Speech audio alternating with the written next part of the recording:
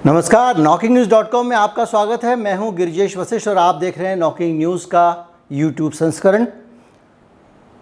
दक्षिण अफ्रीका में सरकार ने एक अजीब सा कानून बना दिया है। कानून क्या बना दिया है? उन्होंने 3-4 तरह की शादियों को लेकर इजाज़त दी है, जिसमें से हिंदुओं को अब अपने हिंदू रीति रिवाज से शादी करने की इजाज़त दे दी गई है, मुसलमानों को इस्लामिक रीति रिवाज से शादी करने की इजाज़त दी गई है, यहाँ तक कि यहूदियों को भी यहूदी रीति रिवाज से शादी करने की इजाज़त दे दी गई है। लेकिन एक और इजाज़त उन्होंने शादी की दी है जो ज़्यादा रोचक है। वो ये है कि अब वहाँ पे स्त्रियों को इस बात की इजाज़त दे दी गई है कि वो चाहें तो 2 शादियाँ कर सकते हैं। इस खबर के आने के बाद जितने मुल्ला मौलवी और सारे के सारे पादरी जितने भी हैं, सारे धर्म के ठेकेदार, उनको बहुत भयंकर गुस्सा आया है और वो इसका विरोध कर रहे हैं। उनको लगता है कि अनैतिक है, अनाचार है, पतन की पराकाष्ठा है और इसको लेकर दक्षिण अफ्रीका में ज़बरदस्त हलचल मची हुई है। कुछ लोग इसका विरोध कर रहे हैं, कुछ लोग इसके पक्ष में हैं। आज का वीडियो इस विषय पे नहीं है। ये जानकारी चूँकि एक नई और रोचक जानकारी है, मैं चाहता हूँ कि इस पर आप अपनी राय दें और कमेंट करें। उसके बाद देखेंगे कि अगर इस पर लगता है कुछ चीज़ें आगे बढ़ाई जानी चाहिए, बहस आगे बढ़ाई जानी चाहिए, तो उस पर वीडियो बनाएंगे। आज का वीडियो है एक नए वेरिएंट पर, एक नहीं बल्कि 4 नए वेरिएंट पर। 4 नए वेरिएंट आ गए हैं और वो भारत में आने का भी उनके आशंका है, खतरा है। अब बड़ा सवाल ये है कि इन वेरिएंट्स के आने के बाद क्या होगा, कैसे होगा। इसके अलावा पिछली बार जो तबाही मची थी उसके जीनोम सीक्वेंस जो मिले हैं और जो उसके पूरे बायोलॉजिकल जो सबूत हैं, उसके आधार पर ये पता चल गया है कि बड़ी संख्या में कौन सा वेरिएंट था, कितने प्रतिशत तक जो यहाँ पे दिल्ली में सक्रिय था। इन सारी चीज़ों पे बात करेंगे। कहीं मत जाइए, चैनल को सब्सक्राइब कर लीजिए।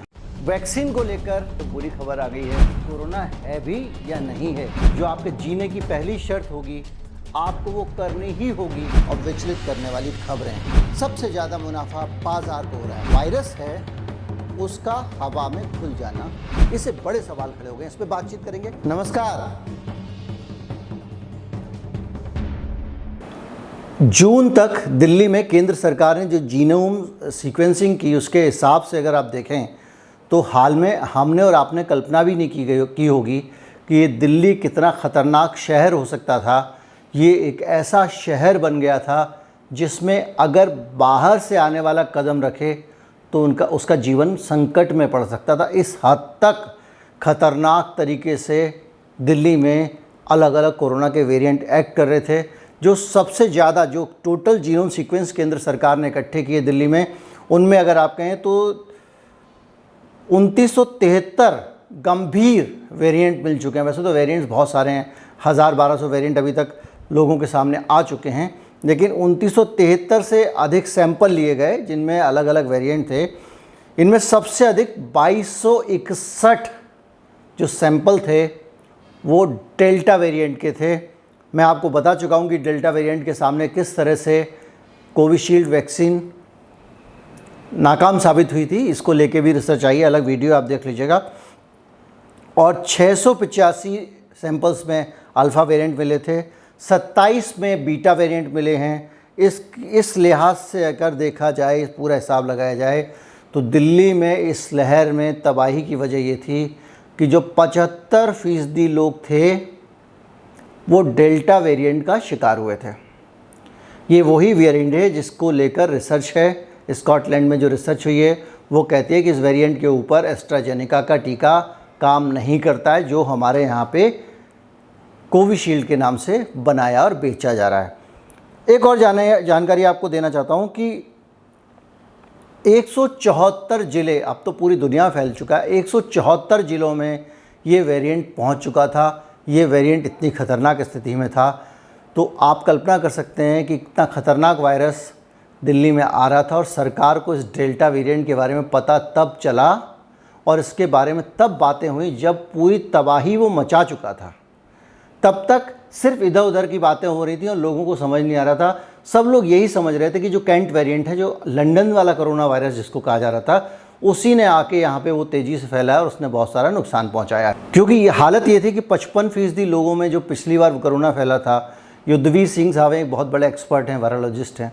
उनका कहना है कि पिछली बार कोरोना वायरस की लहर आई थी तो 55% लोग जो है वो कोरोना वायरस के एंटीबॉडीज़ उनके अंदर बन गई थी पहली लहर में, इसलिए ज़्यादातर लोग आश्वस्त थे कि अब दूसरी लहर नहीं आएगी क्योंकि लोगों के अंदर एंटीबॉडीज़ बन चुके हैं।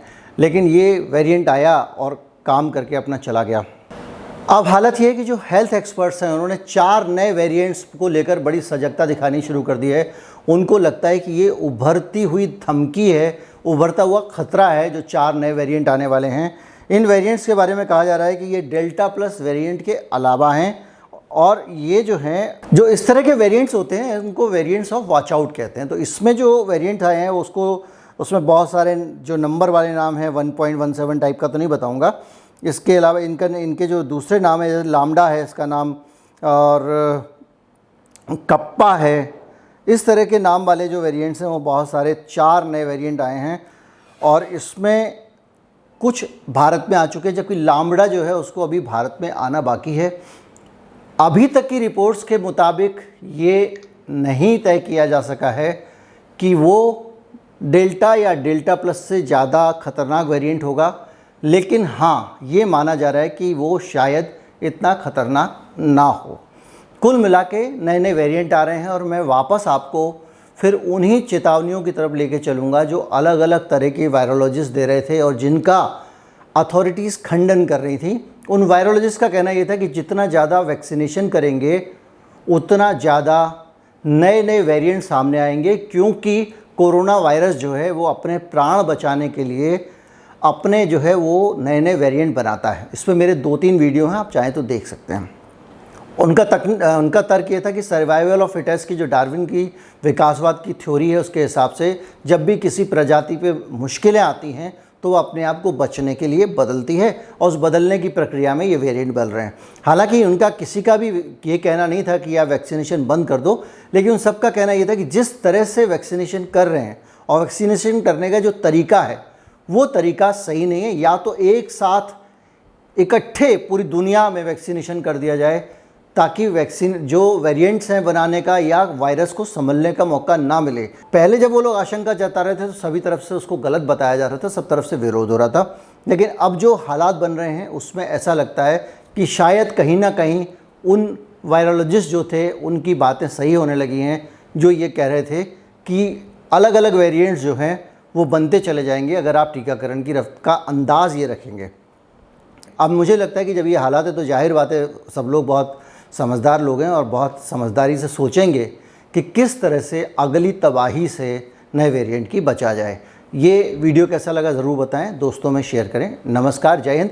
दूसरे चैनल पे जब आप जाते हैं तो वहाँ आपको कोरोना वायरस पे ज़्यादा दूसरी तरह की सामग्री मिलती है, ज़्यादा शार्प फोकस सामग्री मिलती है। यहाँ पे मैं अलग अलग तरह की सामग्री लाता रहता हूँ।